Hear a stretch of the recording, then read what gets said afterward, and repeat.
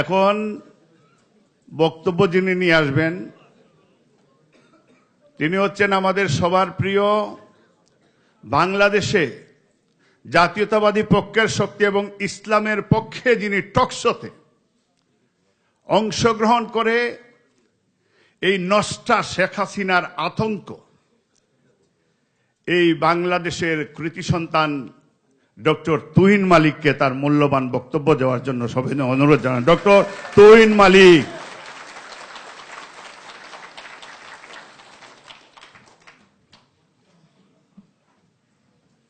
নাহমাদুহু ওয়া সাল্লাল্লাহু তাআলা রাসূলিল কারীম আম্মা বাদ ফাউযু বিল্লাহি মিনাশ শাইতানির রাজীম বিসমিল্লাহির রহমানির রহিম।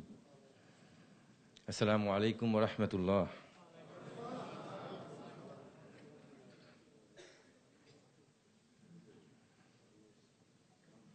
একজন বক্তা বলে গেছেন আমার একটা কথার রেফারেন্স দিয়ে যে দেশ এখন গণপ্রজাতন্ত্রী বাংলাদেশ সরকার না, এটা গুম প্রজাতন্ত্রী বাংলাদেশ সরকার।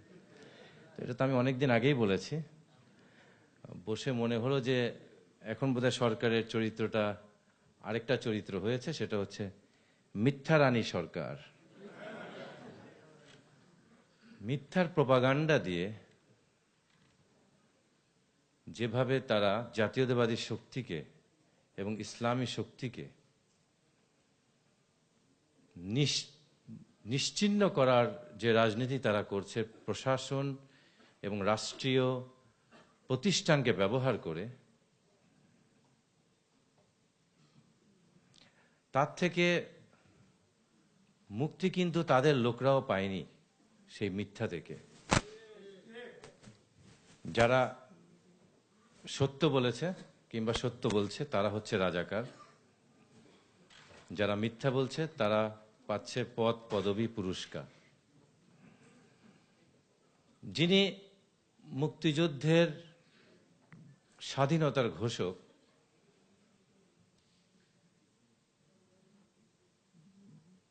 বাংলার একজন বীর উপাধি প্রাপ্ত শহীদ রাষ্ট্রপতি জিয়াউর রহমানও তাদের কাছে রাজাকার।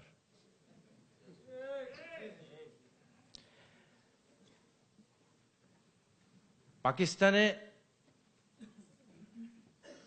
আশ্রয় নেয়া তাদের দলের নেতা এবং বাদবাকি যারা নেতা ভারতে আনন্দনগরে যারা জীবন চালিয়েছেন, তাদের ছাড়া আওয়ামী লীগের যে অংশটা মুক্তিযুদ্ধকে সংগঠনে নেতৃত্ব দিয়েছে, সেই তাজউদ্দিন আহমেদ রাজাকার। এবং তার মেয়ে শারমিন আহমেদ একটা বই লিখে বলেছে যে শেখ মুজিবের সেই সময়ের অবস্থানটা, রাজনৈতিক অবস্থানটা, সে কারণে সেও রাজাকার। 6 জন সেক্টর কমান্ডার বাংলাদেশে যারা মুক্তিযুদ্ধ করেছে তারাও পাকিস্তানের চর এবং রাজাকার। তাদের দলের আইকন কাদের সিদ্দিকী, সেও রাজাকার। একে খন্দকার যিনি পরিকল্পনা মন্ত্রী ছিলেন, গণজাগরণ মঞ্চের উদ্যোক্তা ছিলেন, উনার একটা সত্য কথা বলাতে একে খন্দকার হয়ে গেছে কে এ খন্দকার। এই সরকারের মন্ত্রী, আইনমন্ত্রী, যিনি প্রতিদিন মুসলমান এবং জাতীয়তাবাদী শক্তির বিরুদ্ধে যুদ্ধ ঘোষণা করে যাচ্ছেন, উনি পিয়াস করিমের মৃত্যুর পর একটা সত্য কথা বলেছেন, উনারও কুশপত্তলিকা দাহ করে উনাকে রাজাকার আখ্যায়িত করা হয়েছে।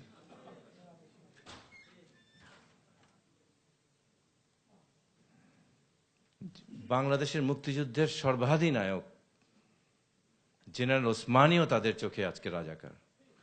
তার কোনো নামগন্ধ নেই। যিনি দেশ স্বাধীন করেছেন তার কোনো কৃতিত্ব তারা চোখে দেখে না। ভাষা মতিন, যিনি ভাষা আন্দোলন করেছেন, স্বপ্ন দেখিয়েছেন মুক্তিযুদ্ধের স্বাধীনতার, উনি একজন বাম রাজনৈতিক, না জাতীয়তাবাদী আদর্শ না ইসলামী আদর্শ। শুধু বাংলা একাডেমিতে উনি বলেছিলেন, প্রতিবাদ করেছিলেন হাসিনার একটা কথায় যে না, বঙ্গবন্ধু শেখ মুজিবুর রহমান ভাষা সৈনিক না, এই কারণে উনাকে শহীদ মিনারে উনার রাষ্ট্রীয় মর্যাদা দেয়া হলো না, যে শহীদ মিনার উনাদের কারণে সৃষ্টি হলো। অলি আহাদ স্বাধীনতার আরেকজন বীর সেনানী, উনি যখন মারা গেলেন তার জন্য একটা বিবৃতি তৈরি করা হয়েছিল। ওই বিবৃতি পর্যন্ত এই সরকার প্রত্যাহার করে নিলেন, বিবৃতি পর্যন্ত দেওয়া হলো না। কেননা অলি আহাদ তাদের মতো করে মিথ্যা কথা বলতে পারতো না।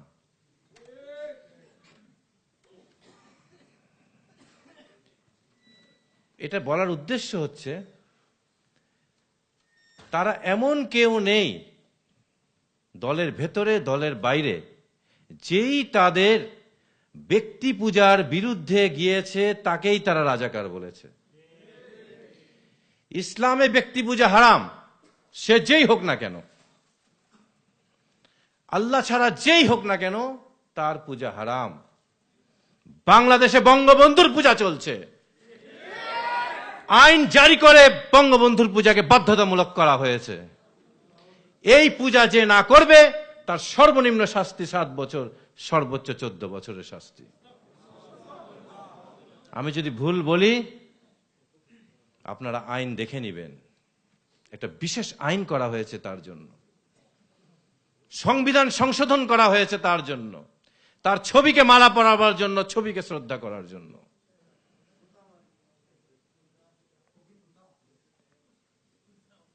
ধর্মপ্রাণ মানুষের ধর্মীয় অনুভূতির কাছে এই সরকারের কোনো অনুভূতি নাই। এই সরকারের কাছে ধর্মপ্রাণ মানুষের ধর্মানুভূতির চেয়ে জয়ানুভূতি বেশি ইম্পর্টেন্ট। ধর্মানুভূতির আঘাত দেওয়ার জন্য লতিফ সিদ্দিকীর কোনো বিচার হলো না, জয়ানুভূতিতে আঘাত দেওয়ার জন্য তার মন্ত্রিত্ব চলে গেল। ধর্মকে তারা কোন পর্যায়ে নিয়ে এসছে, পূজাকে তারা কোন পর্যায়ে নিয়ে এসছে।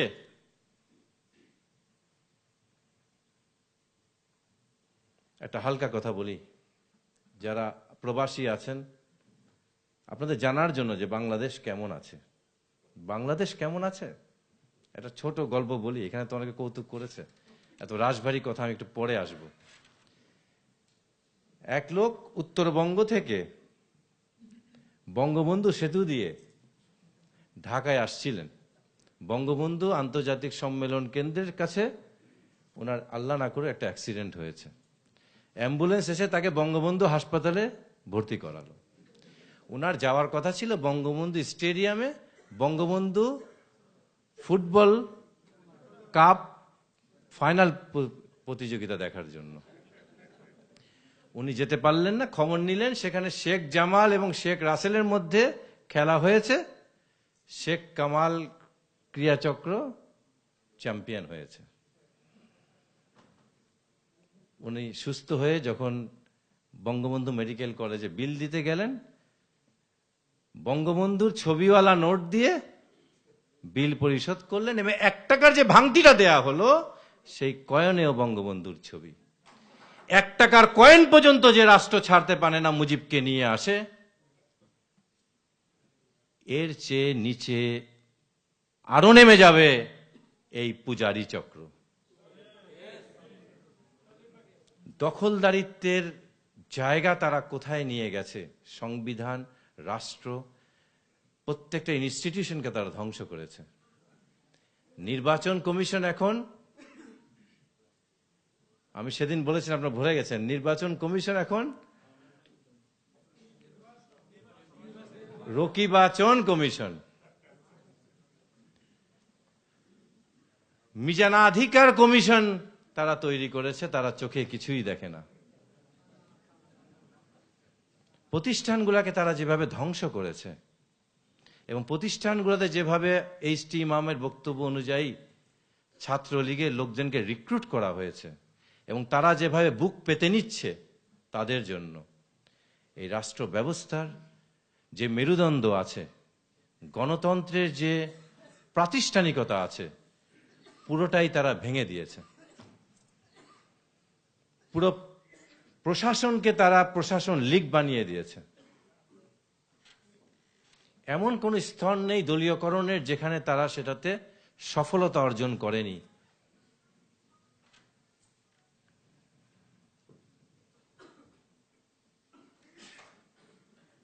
এই যে মিথ্যার যে প্রোপাগান্ডা তারা চালিয়েছে, এতে সমাজের একটা বড় ধরনের ক্ষতি হয়েছে। আপনার রিসেন্ট সময়, এটা রাজনীতির বাইরের একটা বিষয়, সমসাময়িক সময়ে দেখবেন বাংলাদেশে প্রতিনিয়ত পরকীয়ায় খুন হচ্ছে। মার হাতে সন্তান, স্বামী খুন হচ্ছে, ছেলের হাতে বাবা খুন হচ্ছে, ড্রাগস নিতে গিয়ে কন্যার হাতে তার মা বাবা হত্যা হচ্ছে।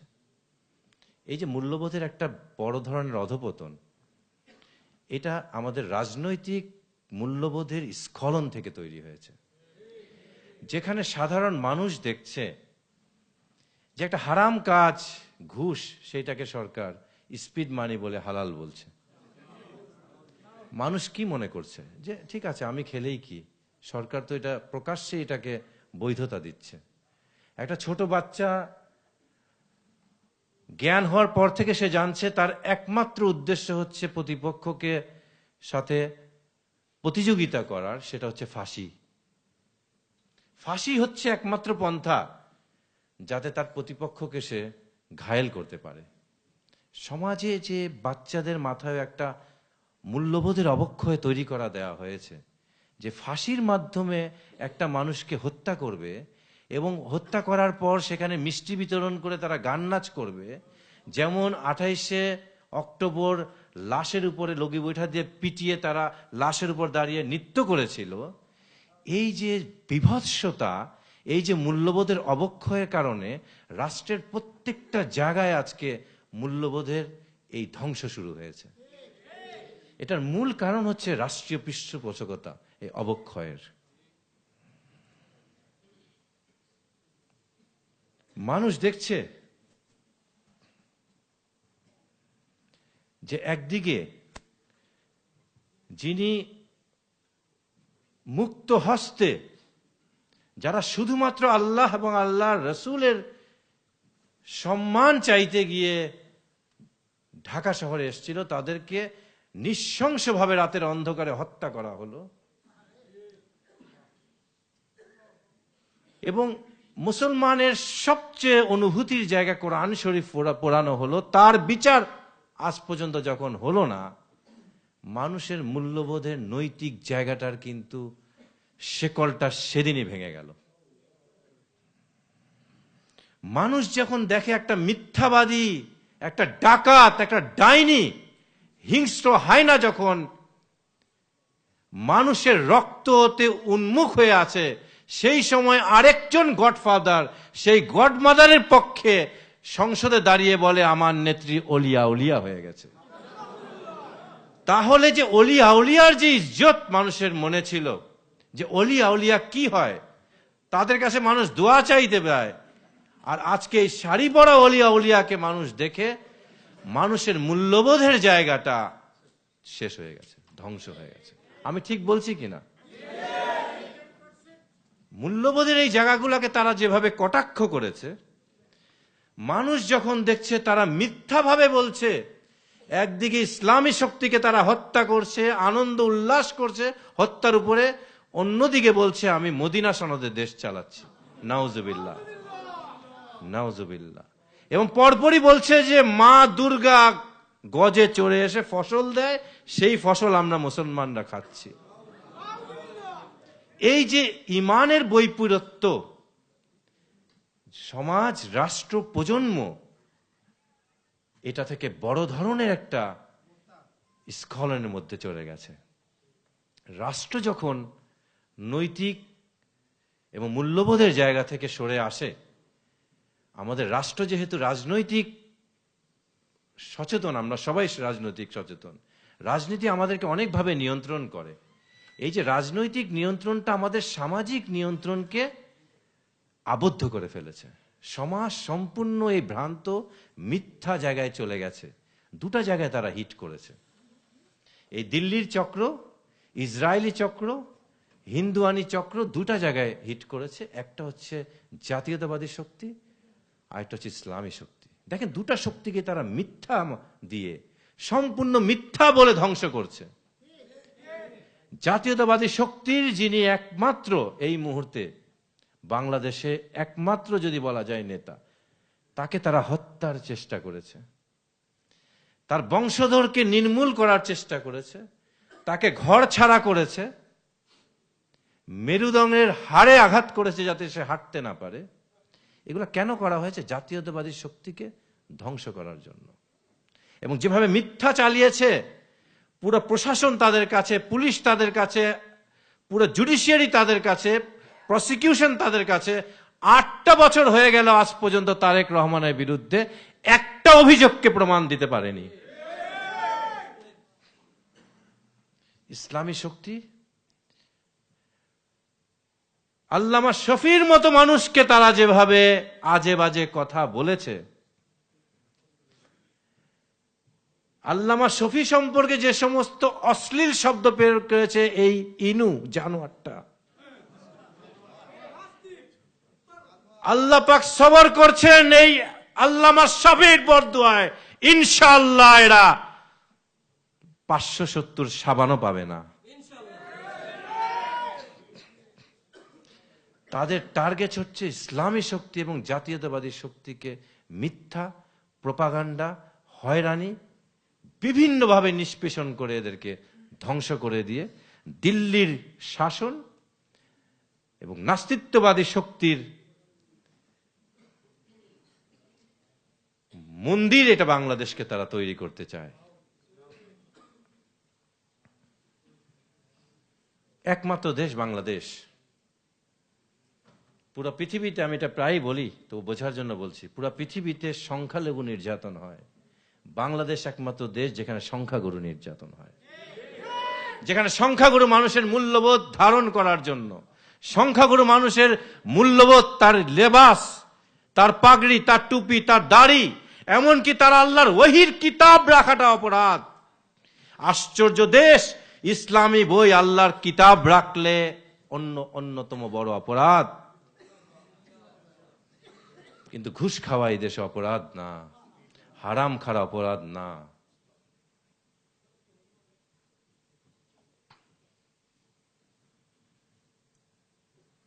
আমি খুব গুরুত্বপূর্ণ একটা কথা এখন বলবো। বাংলাদেশে ক্রুসেড চলছে, বাংলাদেশে ধর্মযুদ্ধ চলছে, মুক্তিযুদ্ধের চেতনার নামে, ধর্ম নিরপেক্ষতার নামে তারা এই ছদ্মবেশে ধর্মযুদ্ধ চালাচ্ছে। সরাসরি ধর্মের বিরুদ্ধে তারা লেগে গেছে।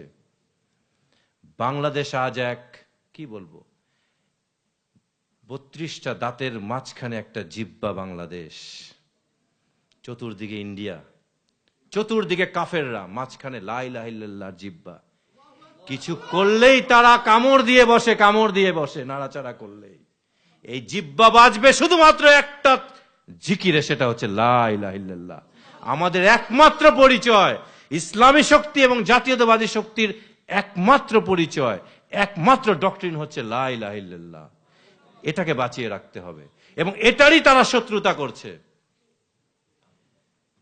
দুঃখজনক, গরিবের বউ সবার ভাবি, বাংলাদেশ অত্যন্ত ক্ষুদ্র রাষ্ট্র তাদের সামনে, এজন্য তাদের ভাবি। আমি আরেকটা কথা বলি সবসময়, যে শরীরের আকার যত বড়ই হোক না কেন, হাতি বনের রাজা হতে পারেনি কোনোদিন।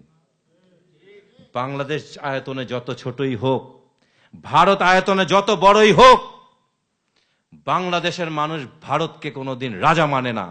রাজা হবে আকারে নয়, বাগড়াই হবে রাজা। বাংলাদেশ আজ, এটাও গুরুত্বপূর্ণ কথা, বাংলাদেশ আজ এক লম্পট প্রতিবেশীর খপ্পরে পড়েছে। এই লম্পট প্রতিবেশী থেকে এদেশের মা বোনকে বাঁচাতে হবে। এদেশের মা বোনরা তাদের কাছে ভাবি না, গরিবের বউ তাদের কাছে ভাবি না।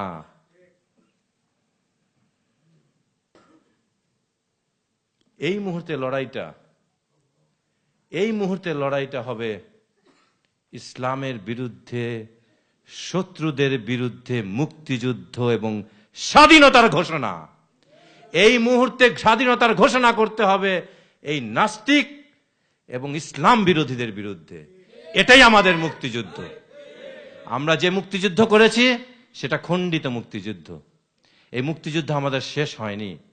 এই লড়াই এখন আমাদের করতে হবে নিজেদের অস্তিত্বের কারণে, নিজেদের আইডেন্টিফিকেশনের কারণে।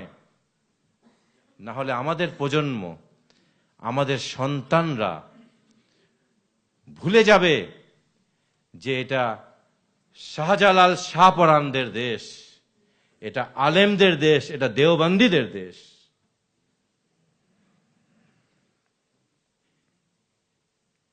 তারা এতদিন স্লোগান দিয়েছে জয় বাংলা। প্রমোদ মানকিন কদিন আগে বলেছেন জয় বাংলা না বললে দেশ থেকে বের করে দেবে। আমরা স্মরণ করিয়ে দিচ্ছি, জয় বাংলা আমরা মেনেছি, শুনেছি, জয় বাংলা আমরা দেখেছি, জয়ের বাংলা আমরা দেখব না ইনশাআল্লাহ। এটা মুসলমানদের বাংলা, এটা তাওহীদি জনতার বাংলা, এটা ইহুদি খ্রিস্টানদের পিতার বাংলা না।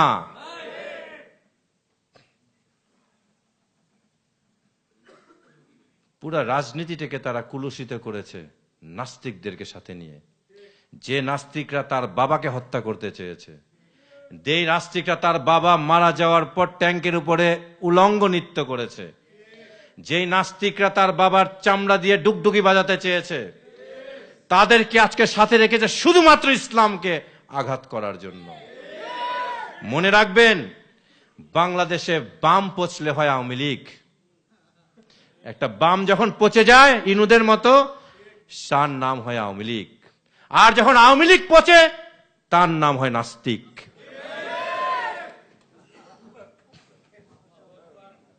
আমার কাছে মনে হয় টিকটিকি এবং কুমির দেখতে একই রকম, একই রকম, ছোট আর বড়। আমার কাছে মনে হয় টিকটিকি হইল সেই গরিব কুমির যে জীবনে কোনোদিন আওয়ামী লীগ করেনি। তারা যে ফর্মুলা দিচ্ছে, তারা বলছে কি 10 ট্রাক অস্ত্র পাওয়া গেছে ভারতের বিরুদ্ধে যুদ্ধ করার জন্য। সেই জন্য প্রাক্তন মন্ত্রী সহ বেশ কয়েকজনকে তারা ফাঁসি দিয়েছে, ফাঁসির আদেশ দিয়েছে। কারণটা হচ্ছে যে সরকারের সময়ে এটা চালানটা যিনি ধরেছেন, ধরেছে তো ওই সরকারই, যিনি ধরেছেন তার ফাঁসি দিয়েছে। তাহলে কিছুদিন আগে সিলেটে যে লকেট লঞ্চার আর গ্রেনেড পাওয়া গেছে একই ব্যক্তির, উলফার, তাহলে তাদের যদি ফাঁসি হয় তো এই সরকারেরও তো ফাঁসি হবে। এবং অপেক্ষা করেন ইনশাআল্লাহ। আমাদের আইনে যেটা বলে প্রেসিডেন্ট, যে একই নেচারের মামলায় যে জাজমেন্ট হয় জজ সাহেব সেই মামলা শুনেও না, আইডেন্টিক্যাল কেসে একই রকমের রায় দেয়। অপেক্ষা করেন। আশ্চর্য দেশ। অপরাধী যে করেছে, স্কাইপে কেলেঙ্কারিতে যিনি অপরাধ করেছেন সেই জিপিআরপতির পদোন্নতি হয়, আর যিনি চুরি ধরেছেন সেই মাহমুদুর রহমানের জেল হয়। মূল্যবোধের জায়গাটা কোথায় চলে গেছে? অপরাধীদের পুরস্কার করা হচ্ছে, আর যিনি অপরাধ ধরেছেন উনাকে জেলে পচানো হচ্ছে।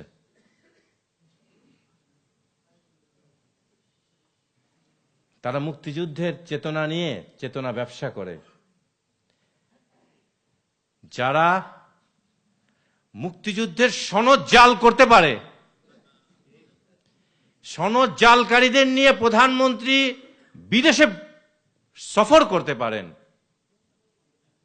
যারা মুক্তিযুদ্ধের ক্রেস্টের সোনা পর্যন্ত চুরি করে খেতে পারে, তাদের মুখে তো মুক্তিযুদ্ধের চেতনা মানায় না।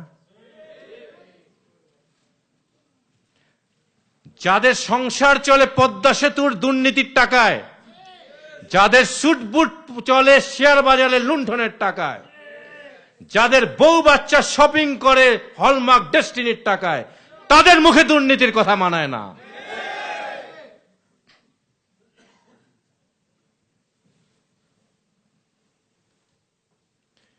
আমি একটু তাত্ত্বিক কথা বলবো, যে মূল সমস্যা যেটা আমি পার্লামেন্টে বলেছি, যে তারা শুধু গণতন্ত্রকে হত্যা করেনি, আপনারা জানেন কি না বাংলাদেশ সংবিধানে যে পঞ্চদশ সংশোধনী তারা এনেছে, সেখানে এমন একটা বিধান আছে যে বর্তমান প্রধানমন্ত্রীর কোনো মেয়াদ নাই। 57(3) ধারা অনুযায়ী বর্তমান প্রধানমন্ত্রীর কোনো মেয়াদ নাই। যতক্ষণ পর্যন্ত উনার পরবর্তী প্রধানমন্ত্রী পাশ করে ক্ষমতা নিয়ে সিটে না বসবে, ততদিন পর্যন্ত উনি চাইলে 21-41 পর্যন্ত থাকতে পারবেন। এবং এটা এই কারণে যে উনার আন্ডারে যখন নির্বাচন হবে, এট এ টাইম দুজন একই আসনে দুজন, এই ধরনের সিচুয়েশন যেহেতু একতরফা ইলেকশন হয়ে গেছে, দুজন এমপি এট এ টাইম থাকবেন। এবং যদি বিএনপি কিংবা জামাত কিংবা অন্য দল পাশও করে, বিশ্বাস করেন 123(3) অনুচ্ছেদ অনুযায়ী বর্তমান সংশোধনীর, তাকে অপেক্ষা করতে হবে প্রধানমন্ত্রী না যাওয়া পর্যন্ত, না চাওয়া পর্যন্ত, এবং প্রধানমন্ত্রী না চাইলে তারা ক্ষমতায় আসতে পারবে না, এমন বিধান করেছে। এই বিধানের অধীনে কি নির্বাচন করলে জনগণের এম্পাওয়ারমেন্ট আসবে? আপনারা ক্ষমতায় গিয়ে বসবেন যে সিটে, তার পেছনে মুজিব আর তার মেয়ের ছবি থাকবে। এই ব্যবস্থার আন্ডারে কি আপনারা পরিবর্তন চান? তারা যেভাবে সংবিধানটাকে তাদের নির্বাচনী ম্যানিফেস্টো এবং দলীয় ম্যানিফেস্টোতে তৈরি করেছে, এবং সেখানে যেভাবে নাস্তিক্যবাদিতা এবং ধর্মহীনতার বিষয় সেখানে জুড়ে দেওয়া হয়েছে, এবং সেখানে যেখানে বলা হয়েছে যে এর 3 ভাগের 1 ভাগ অংশ, প্রায় 52টার মতো অনুচ্ছেদ, স্পেশাল অনুচ্ছেদ, সবচেয়ে ইম্পর্টেন্ট অনুচ্ছেদ, কিয়ামত পর্যন্ত বাংলাদেশ যতদিন থাকবে কেউ সংশোধন করতে পারবে না, আইন করা হয়েছে। 7-এর ক অনুচ্ছেদ করে বলে দেওয়া হয়েছে যদি কেউ এটা করে কিংবা করার চেষ্টা করে কিংবা সহায়তা করে, প্রত্যেকের মৃত্যুদণ্ড তুল্য রাষ্ট্রদ্রোহিতার অপরাধ হবে, মানে ফাঁসি হয়ে যাবে। তাহলে কি হবে? তাহলে কি হবে? মুজিবের কাহিনী, তার পরিবারের গানা বাজানা, এগুলাকে বাতিল যে করতে চাইবে তাদেরও ফাঁসি হবে। তাহলে সংবিধান পরিবর্তন যতদিন পৃথিবী আছে হবে না। আলহামদুলিল্লাহ, আল্লাহ যা চান মানুষ সেটা হয়তো বোঝে না। একমাত্র বিকল্প রয়ে গেছে সংবিধান বাতিল। কিসের জাতির পিতা, কিসের আদর্শ, কিসের চেতনা, কিচ্ছুই থাকবে না ইনশাআল্লাহ। ইনশাআল্লাহ। আমি বেশ কয়েকটা মামলা করেছিলাম সরকারের বিরুদ্ধে। শেষের দিকে যখন তারা নির্বাচনী সরকার করলো, আমি এই 7B কে অ্যাট্রাক্ট করে হাইকোর্টে একটা মামলা করলাম যে মন্ত্রীদের পদত্যাগ না করে আমাদের সংবিধানের বড় ধরনের ভায়োলেশন, আরেকটা মন্ত্রিসভা তারা মন্ত্রীদের অ্যাপয়েন্টমেন্ট দিল without any taking any oath, কনস্টিটিউশনের ভায়োলেশন, এবং 7B তে তাদের মৃত্যুদণ্ড হতে পারে। এবং আমি এটা প্রেয়ার পোর্শনে দিয়েছি যে তাদের মৃত্যুদণ্ড কেন দেওয়া হবে না, এবং আইজিকে নির্দেশনা চেয়েছি সুপ্রিম কোর্টের মাধ্যমে আইজিকে তাদেরকে গ্রেফতার করে দেওয়ার জন্য, এবং তাদের বিরুদ্ধে রাষ্ট্রদ্রোহিতার প্রসিডিং শুরু করে তাদেরকে ফাঁসি দেওয়ার জন্য 49 জন মন্ত্রী এবং প্রধানমন্ত্রীকে। তো তখন এটাকে কোনোভাবে অ্যাটর্নি জেনারেল কোনোভাবেই হতে দেয়নি। আলহামদুলিল্লাহ, মামলাটা ডিসপোজ হয়নি। আমি এটা মোশনে রেখে দিয়েছি, এটাই যথেষ্ট হবে তাদের 50 জনে ফাঁসি দেওয়ার জন্য। নতুন মামলার প্রয়োজন হবে না। তাদের দেয়া ফাঁদে তারাই পা দেবে, তাদের করা আইনে তারাই যাবে।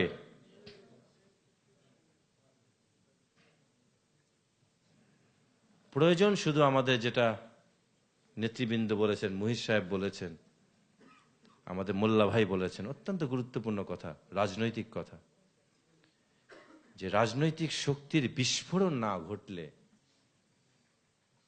পরিবর্তন হবে না। দেশলাইয়ের কাঠিতে যদি গন্ধক না থাকে, যতই আঘাত করি কাজ হবে না। গন্ধক থাকতে হবে। গন্ধকের আরেকটা নাম হচ্ছে বারুদ। কাজে যদি, আন্দোলনে যদি বারুদ না থাকে, যত ঘষা লাগে কোনো কাজ হবে না। লাখ লাখ লোক তো আসবেই, নেতৃত্বের কথা এসছে, লাখ লাখ লোক তো এমনি আসবে, অমনি আসবে। আবর্জনা তো যে কোনো জায়গায় তৈরি হয়ে যায়। এখানে বসছেন কত, 1 ঘন্টা 2 ঘন্টা কত আবর্জনা হয়ে গেছে। কিন্তু কীর্তিমান এমনি এমনি হয় না, কীর্তিমানকে জন্ম দিতে হয়। বাংলাদেশের প্রয়োজন একজন কীর্তিমানের। যুদ্ধ সবাই করতে পারে, ঘোড়ায় চড়ে একজন, রাইডিং করে একজন। একজন নেতা আমাদের দরকার, যিনি জাতীয়তাবাদী শক্তির কথা বলবেন, ইসলামী শক্তির কথা বলবেন। সেই দিন দিল্লি পদানত হবে আমাদের কাছে। আদর্শের লড়াইটা তখন হবে যদি লড়াই করতে পারি, যদি সেনাপতি থাকে। ইনশাআল্লাহ আমাদের সেনাপতি আছে, আমাদের সেনাপতি আছে।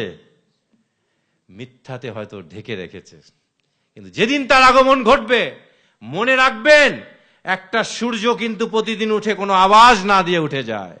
এত বড় সূর্য আওয়াজ ছাড়া উঠে যায়।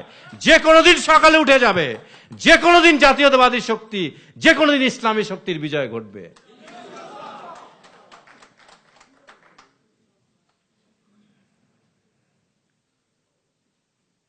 কোকিল যে এত কণ্ঠ, কোকিলের এত সুন্দর কণ্ঠ, এটা শুধু বসন্তকালে মনে রাখবেন। সারা বছর কোকিলের কণ্ঠ শুনেছেন, কাকের চেয়েও কর্কশ। এই যে সময় আসছে, বসন্ত চলে গেছে সরকারের, এখন সব সরে যাবে। সমস্ত প্রশাসনের কণ্ঠ এখন কর্কশ হবে। শুরু হয়ে গেছে। নিশা দেশাই এসলো, মাতাল আশরাফ বলল যে 2 টাকার 2 আনার মন্ত্রী, এবং বলল যে মোদি আওয়ামী লীগের কট্টর সমর্থক। তুমি মজিনাকে কার্যের মেয়ে মর্জিনা বললা, বান কি মুন আর জন কেরিকে অবজ্ঞা করলা, রশি ছেড়ে দিয়ে রেখেছে। আপনাদের মনে আছে কি না সাদ্দাম, গাদ্দাফি? সাদ্দামের কিন্তু কোরবানির দিনই তাকে কোরবানি করে দিয়েছে তারা।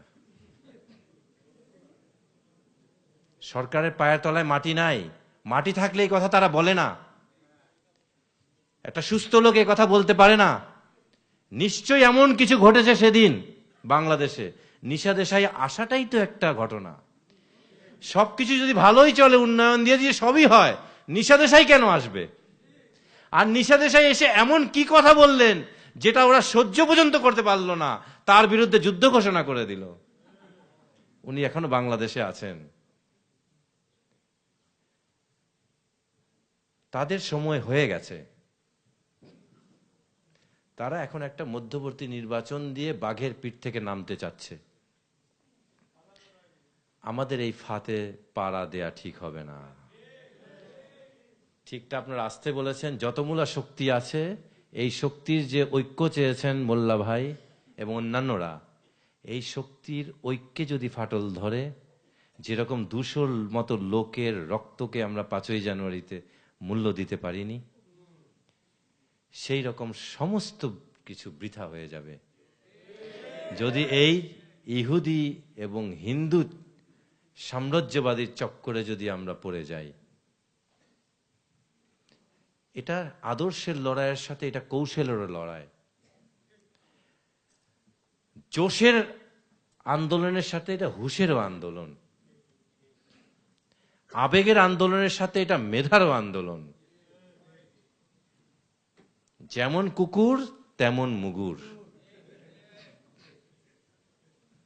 তাদের সাথে সেই কাজই করতে হবে যে কাজ দিয়ে তারা আমাদেরকে ধ্বংস করতে চাচ্ছে। আমি শেষ করে দিচ্ছি। আমাদের 9 জন মানুষকে শহীদ মিনারে অবাঞ্ছিত ঘোষণা করা হয়েছে, তার মধ্যে 2 জন আমরা এখানে আছি। আমাদের অপরাধ, আমরা রাজাকার। আমাদের লাশ, আমাদেরকে লাশ শহীদ মিনারে নিতে দিবে না। কারণ কি? রাজাকার। ফরহাদ মাজহারকে কেউ রাজাকার বলবে কিংবা উনি এটা কেউ বিশ্বাস করতে পারতো না। আমি তো জামাত ইসলাম কিংবা কোনো ইসলামী দল করি না, কোনো রাজনীতিও করি না। শুধুমাত্র চিন্তা করে দেখেন, একটা কমন কারণে, একটা কমন বিষয়ের কারণে এই 9 জন মানুষকে স্বাধীনতা বিরোধী এবং রাজাকার আখ্যায়িত করা হয়েছে। আমাদের তো বয়স, আমরা তো শিশু রাজাকার। শুধুমাত্র একটা কারণে যে এই লোকগুলা ইসলামের পক্ষে কথা বলে। তার এই ঘটনার মাধ্যমে তারা এটা প্রমাণ করে দিল যে যারা ইসলামের পক্ষে কথা বলে তারাই রাজাকার।